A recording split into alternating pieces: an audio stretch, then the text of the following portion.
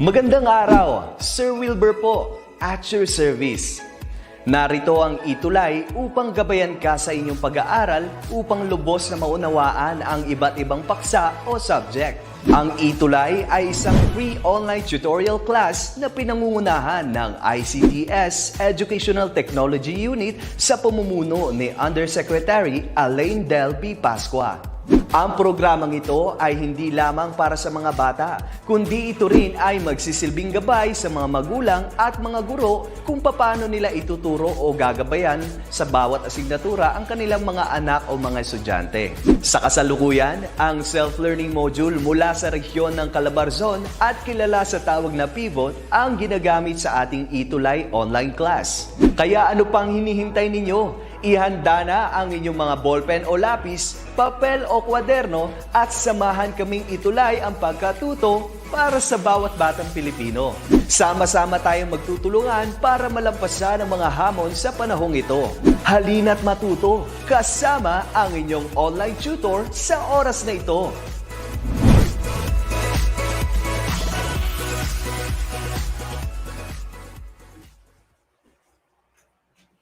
Hi! Good morning! Kamusta po kayo? Ako po ulit. Yan. Pero andito naman tayo sa Principles of Marketing. Bago ang lahat, syempre gusto kong pasalamatan ang Educational Technology Unit.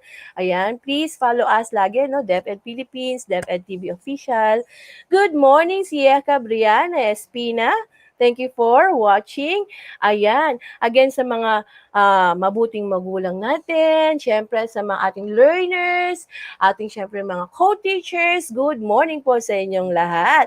At welcome po sa Week 7 ng ating Principles of Marketing. Pahabol, si J.A. Ada AMB. Wow, sobrang pangalan po yun ah. Okay, let's start. Medyo maganda po ang ating ngayon ha. Actually, maganda talaga siya. 'Di ba? Ayan, sige po. Ayan. Yan, nakikita niyo na pa ba? Okay naman po siguro, no? So, we have the Week 7 Consumer and Business Buying Behavior. Ayan, familiar ba kayo dito? Ha? Ayan. Okay, so Week 7, again, Consumer and Business Buying Behavior. So, again, this is Tutor Rose for Principles of Marketing. Samahan niyo po ako lagi tuwing Friday, 11:30 to 12. Ito nga po, tapos na tayo sa third quarter. Ang bilis! So next week, so syempre start na ang ating fourth quarter. Okay? Now, so for this, today, week 7 natin. So we will have, yan, yung consumer and business buying behavior. So we should be able to differentiate them. Then we will do the segmentation, market targeting, and positioning strategy. Diba? So, yun, no? Diba? Mga malalawak na topic. Pero, i-discuss po natin yan ng 30 minutes. Kaya, diba? Okay. Siyempre, reviewin muna natin ang topic natin last time. So, we discussed the strategic planning and marketing planning. So, ito po, yung mga didiscuss natin dito ngayon, no? Yung about our market and about our STP strategies, you can incorporate them in your strategic planning and marketing planning. Na? Okay po ba?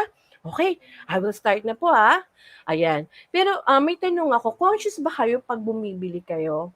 I mean, paano kayo bumili? Pinag-isipan nyo bang mabuti?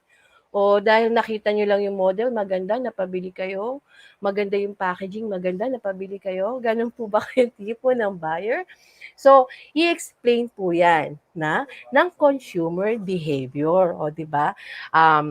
Consumer behavior is the study of consumers and the processes they use to choose, use or consume, and dispose of products and services, including consumers' emotional, mental, and behavioral responses. Ang gusto ko dito sa consumer behavior, para para tayong psychologists, no? Pero batiin ko po muna. Ayan. Raylian Ongay, hello po.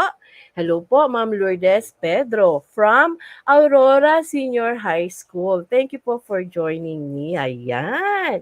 Okay, so consumer behavior. Napakaganda kasi nito para nga tayong psychologist kasi we will study the behavior, no? Actually, application na siya, integrated, ano na siya, subject siya. Okay? Paano naman yung importance ng consumer behavior? So, number one, we will understand what influences consumers' buying behavior. Kahit halimbawa, nakita mo lang kasi yung packaging maganda eh. Oh, naka-influensya yun, di ba? Then understand how consumer decide on a product so that we can fill in the gap in the market and identify the products that are truly needed by the consumers. Okay? So, tingnan nyo po. Ito lang naman yung ibang factors. Now, one of the factors na nag-influence ng consumer buying behavior. See, we have cultural, no? Social, no? Personal, and psychological. Socio-cultural, papasok po dyan yung ating ano, no? Case system, yung system sa, ano, sa society, family, roles, no? At mga groups, kasama po yan dyan. Personal and psychological, ito tingnan natin. Nakaka-influence, no? Sa personal and psychological aspect, yung motive natin. So, need that is sufficiently pressing to direct the person to seek satisfaction. So, motive ito yung nagda-drive for us to action, no? Siyempre, pagka nagugutom ka, no, gusto mo siyempre, no, bumili ng food para siyempre masatisfy yung hunger mo. Then, perception, the process by which people select, organize, and interpret information. Learning nakakaapekto rin. Lalo na kung nagkaroon ka ng particular experience doon sa product dati. So nalaman mo maganda siya. So yun na po yung ano, no? Kaya binibili mo yung particular product or service na yon. So changes in an individual's behavior arising from experience. Hindi lang po ito. So believe. Descriptive thought that a person has about something based on knowledge, opinion, or faith. Gusto ko yung product na yun kasi talagang nakakaganda siya ng buhok. No? Talaga. Then attitude describes a person's relatively consistent evaluations, feelings, and tendencies towards an object or idea. So these are the psychological factors that influence consumers to buy. So ang dami po, no? Ang dami nating pag-aaralan as marketers. Okay? Yan. So before that, tingnan ko po muna. Baka meron mga tayong dapat batiin. Ayan. Good morning po. Ma'am Nestle Lumanglas. Hello, ma'am. ABM teacher from San Pascual Senior High School 1, San Pascual, Batangas. Thank you po, ma'am, for joining me. Ayan, hello po, Darlene Labarda. Then, hello, Raven Relativo. Ayan. Actually, these principles, ay maganda po yung tanong niya, pwede ko po sagutin. For senior high lang po ito. Though ang marketing, marketing principles po natin ay nasa senior high ngayon. Actually, very important subject because this will be the fundamentals, no? Magiging basis ng mga major marketing subject nyo pagpunta ng college. Yes, before po, nasa college po ito. So, very important. And this is really good for those who are starting their business, di ba? Ayan, kailangan natin talaga ng marketing knowledge. Yan. Thank you for that question. So, now, let's understand naman, paano ba tayo bumili? Without us knowing, no? Kaya unconsciously, ito talaga yung dinadaanan natin process.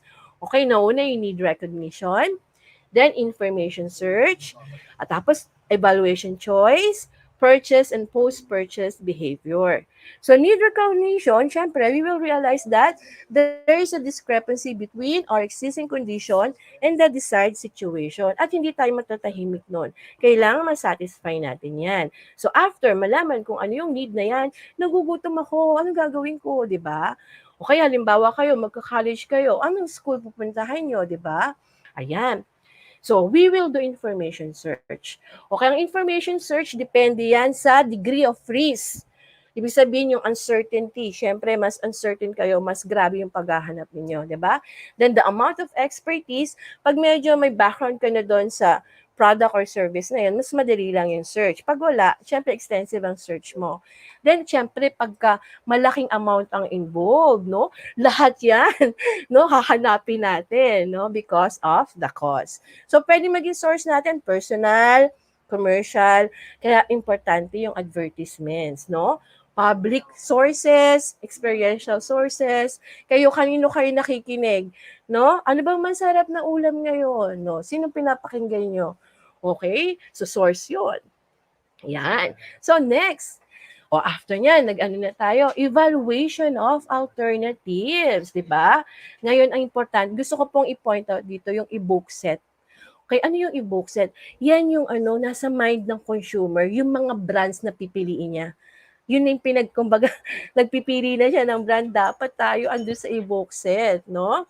Ayan. So, may mga criteria sinusunod, syempre, ang mga consumers before they make their final decision. Kaya dapat tayo as marketer, nako, talagang dapat pinopromote natin yung product natin, no? And eventually, of course, after evaluation of alternatives, the consumer will make the choice. Okay. Now, next step would be the purchase. So generally, the consumer will purchase the most preferred brand. Pero however pa, no? Yan, due to time pressure, shopping companions, out of stock conditions, store layout, makaka-apekto ito sa purchase decision. Well, I would like to differentiate purchase intention sa buying. Magkaiba po yun, okay? Siyempre gusto natin yung buying na, no? Kasi yung purchase intentions, ito talaga yung nag-iiba. Okay? Ayan. At syempre, sa akin, ang pinaka-importante na step, sa totoo lang, no, syempre, after nung buying, yung post-purchase. Kasi sa post-purchase, ito yung mga katanungan. Delighted ba ang customer? No? Ibig sabihin, na-exceed ba yung expectation niya? Satisfied ba? Kahit yung dalawang yun, masaya na yun, diba? Kasi, kahit pa paano makaka-expect tayo, nababalikan tayo ng customer, di ba? Pag dissatisfied, malungkot yun, di ba? And may cognitive dissonance na tinatawag. Ibig sabihin yung hindi alam ng customer kung nasatisfy siya o naguluhan ba siya after using the product. Ayaw natin ma-experience ng ating customer yan, no? Kasi chances are, baka hindi na niya i-patronize yung product natin the next time. So, very important yung post-purchase, no? Ayan.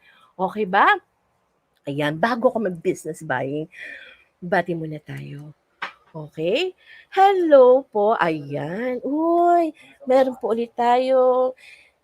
Pwede naman din po, di ba manood yung, opo, pwede po, ayaw nyo yun. Alam nyo po ba, yung ganito dapat maliit pa lang, pinapanood na para makaproduce tayo talaga ng mga entrepreneurs. Hello, good morning, Ma'am Hershey Bacani. Hello, Ma'am. ABM teacher from Carmen National High School, Division of Nueva Ecija. Salamat po, andito kayo. Uy, ano po, Riley yan, Ongay, no? Go, go. Nood lang. Nako, advance, di ba? So, yung sinabi ko po sa inyo kanina, individual consumer yon, no? Yung usually tinatawag nating ultimate consumer. Pero kasi, meron pa tayong isang market na pwede nating offeran ng ating products and services. Yan yung tinatawag B2B, business to business. No? Ibig sabihin, tawag rin yan organizational buyer or kaya industrial buyer. So, B2B. Ito naman po refers to buying behavior of the organizations that buy goods and services for the use in the production of other products. Like, for example, di ba, meron tayong mga retailers, wholesalers, di ba, distributors. So, ito naman yon, okay? Now, sa B2B po, ito yung mga buying situations nila, di ba? Bakit sila bumibili ng products or gusto nilang mag-request ng particular service. One straight rebuy. Walang problema dito. Sana ganyan tayo, no? Straight rebuy, magre-reorder lang sila for regular basis. Now, modified rebuy, firm decide to shop around suppliers. So, pwedeng bago kasing product yon or kaya bagong, usually po ito yung mga gusto nilang matest yung ibang suppliers because yung existing suppliers, hindi maganda yung review. Parang ganun po. Then, of course, yung new task buy, talagang first-time purchase for the company. Okay? So, yan yung mga situations na B2B natin. Kaya sila napapabili. Okay? Now, ito lang, kung sa consumer po, we're just talking of one consumer, kaya kahit family pa yan, okay lang, no?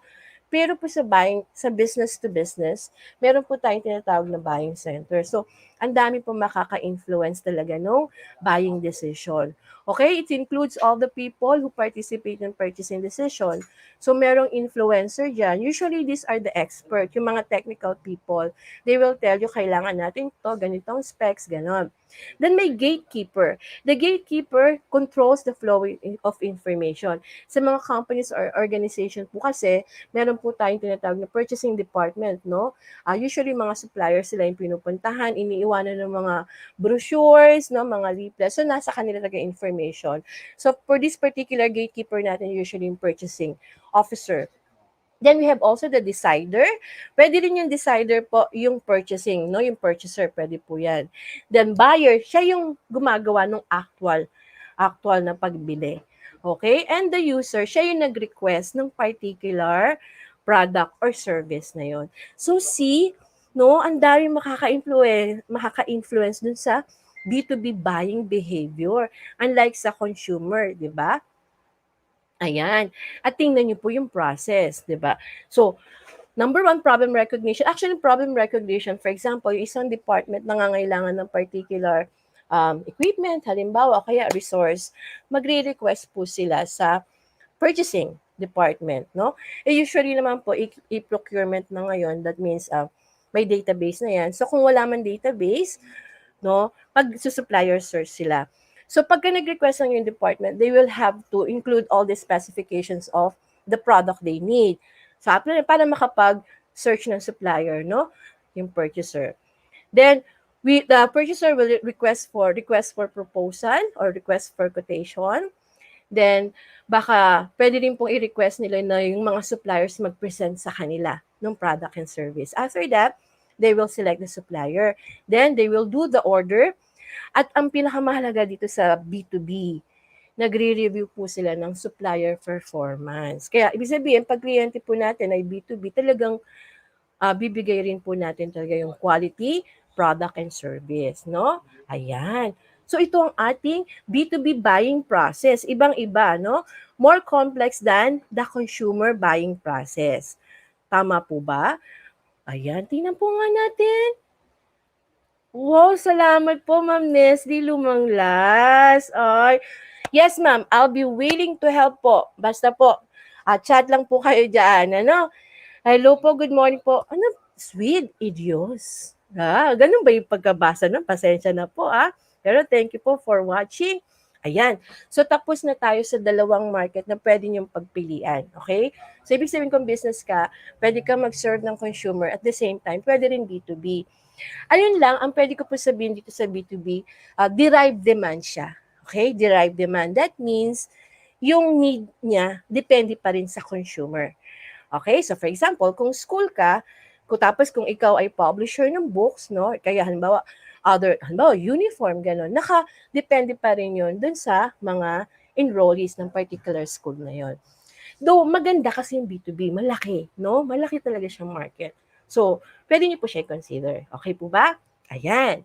So, now, after malaman ko sino yung market natin, let's go to segmentation, targeting, and positioning. Hindi pa pala tapos, di ba?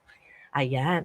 So, we will segment the market by dividing the total market into smaller, relatively homogeneous groups who share similar needs, wants, and characteristics. Ito po kasi yon. Pwede yung pinakamadali, actually, the usual. Pwedeng by location or geography. No? Saan po ba kayo? Sa lugar nyo? Ganyan, ano? Demographics, papasok po dyan yung age, income, marital status, sa mga population characteristics, no? Psychographics, lifestyle, or kaya behavior ng inyong segment. Benefit sought, sa akin mas maganda po syempre yung benefit sought, no? And usage rate, no? May mga heavy user, mga ganyan. So, usually these are the basis of segmentation, di ba? Now, we have also the traditional market segmentation approaches. Pwede kayo mag-mass marketing. That means all customers are treated the same. Ibig sabihin, hindi ka nag-segment. Hindi po kayo nag-segment doon. Tapos may one-to-one marketing rin. Each customer serves as own segment. So, one-to-one marketing, micro talaga yan, no? Micro-marketing. And we have also the niche marketing. Segment is broken to smaller, customer groups with particular needs that the company can serve well. So para di kayo maguluhan, yung niche marketing po, medyo nasa gitna siya ng mass marketing and one-to-one marketing. So these are the segmentation approaches. So how about naman yung strategies? May tinatawag na breadth strategy. It's reaching multiple segments with a single product. So, ilan yung segment mo, pero isang product lang i-offer mo.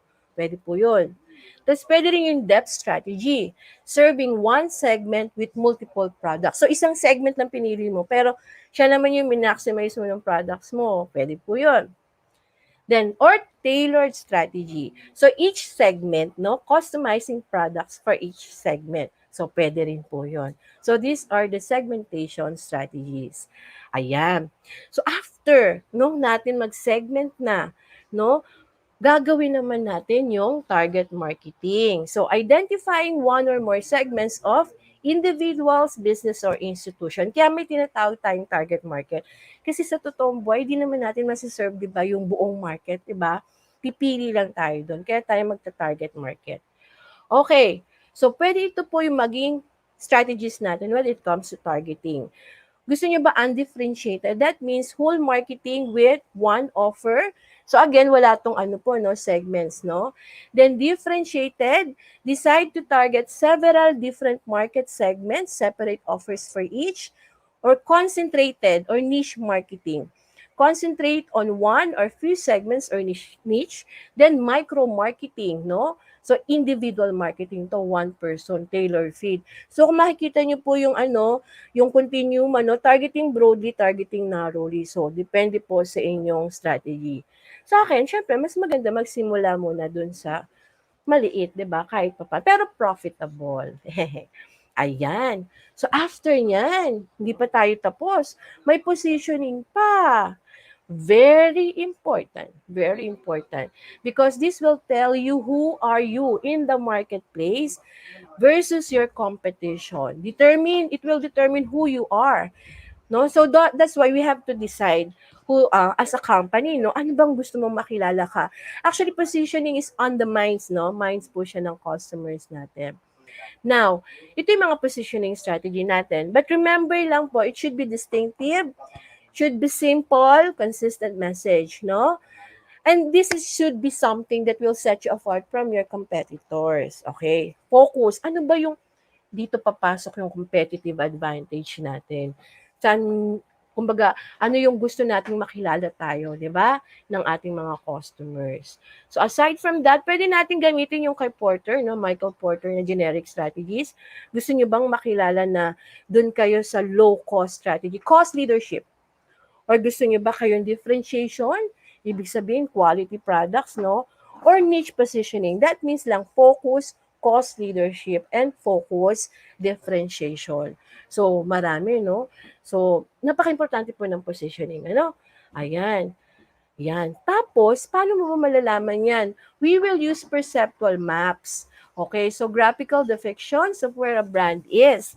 So it will also help us regarding the brand strengths, competitor strengths, and closest substitutes. So this is an example of a perceptual map. Pero sana maganda yung criteria, yung hinahanap talaga ng customer, no? Kumbaga, hindi lang yung quality na nilagay natin as business. Halimbawa, tingnan nyo ha, mga sabon. Pare-parehong sabon, pero iba't iba silang positioning.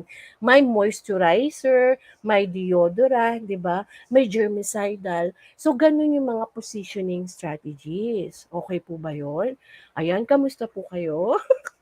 Na ano po ba? Ang dami po Pero napaka-importante po ng ating positioning strategy. Ayan, buti okay naman po. Now, I'll move on po. So, bali po parang two topics talaga po ito ngayong araw na to.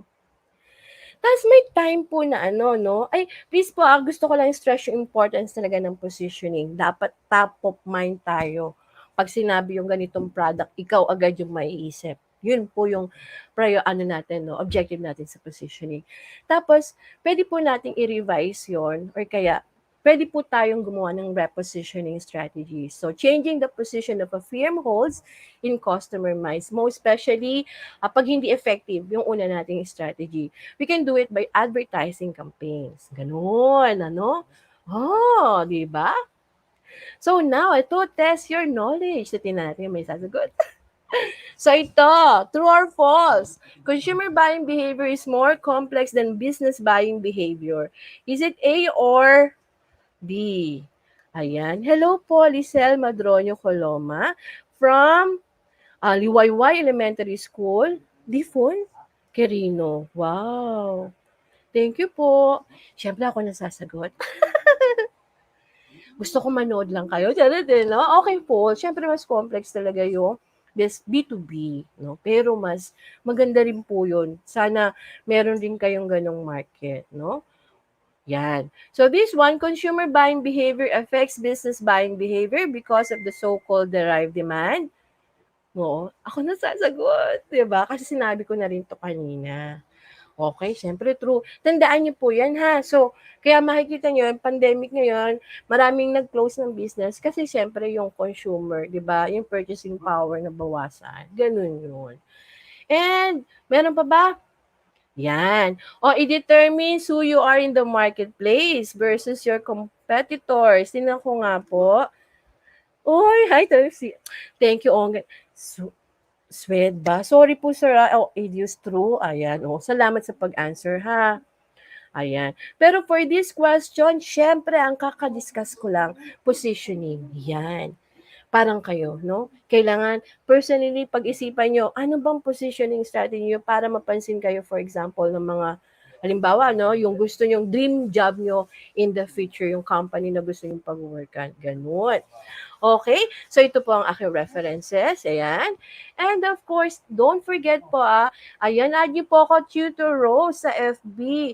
And I'll be more willing to help you in your ABM concerns. Ayan, pagtulungan po natin yan. Di ba? Siyempre, Friday, Business Friday po. Don't forget. And if ever you have questions, suggestions, or comments, please email us as edtech@deped.com.ph. Alam nyo, next Friday, masaya na kasi simula na po tayo sa marketing mix. So next Friday, see you about product strategies. Okay po? Thank you very much po. Ingat po kayo.